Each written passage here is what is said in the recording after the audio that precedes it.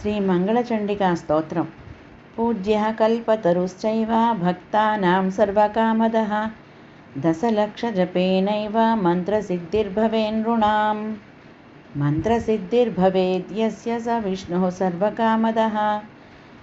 ध्यानं च श्रूयतां ब्रह्मन् वेदोक्तं सर्वसम्मतं।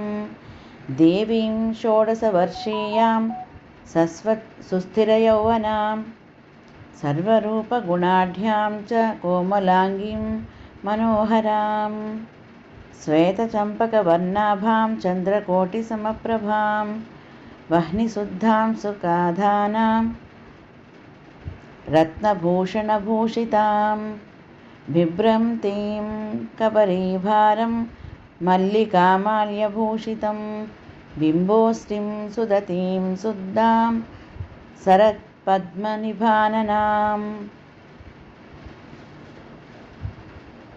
ईषद्धास्य प्रसन्नास्यां सुनीलोत्पललोचनां जगद्धात्रीं च सर्वेभ्यः सर्वसम्पदां। संसारसागरे घोरे पीतरूपां वरां भजे।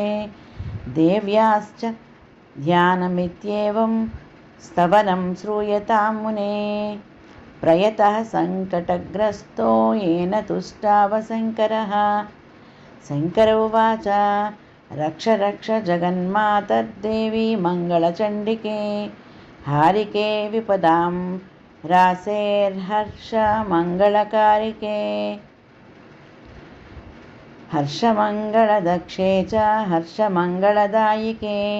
शुभे मङ्गलदक्षे च शुभे मङ्गलचण्डिके। मङ्गले मङ्गलार्हे च सर्वमङ्गलमङ्गले। सतां मङ्गलप्रदे देवी सर्वेषां मङ्गलालये।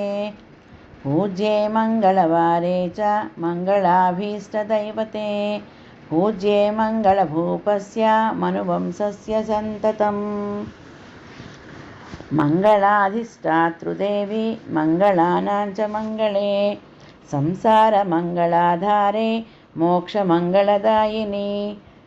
सारे च मङ्गलाधारे पारे च सर्वकर्मणां। प्रतिमङ्गलवारे च पूज्ये दुर्गे सुखप्रदे। स्तोत्राणानेन शम्भुश्च स्तुत्वा मङ्गलचण्डिकां।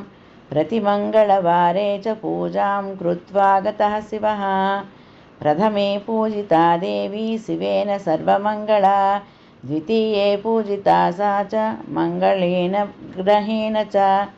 तृतीये पूजिता भद्रा मङ्गलेन गृहेण च। चतुर्थे मङ्गले वारे सुन्दरीभिः प्रपूजिता। पञ्चमे मङ्गलाकाङ्क्षी नरैर्मङ्गलचण्डिका।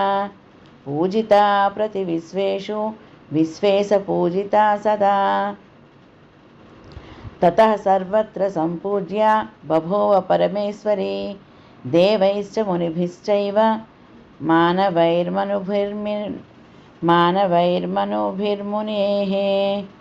देव्याश्च मङ्गलस्तोत्रं यः शृणोति समाहितः। तन्मङ्गलं भवेत्तस्य न भवेत् तदमङ्गलम्। इति श्रीमङ्गलचण्डिकास्तोत्रं सम्पूर्णम्।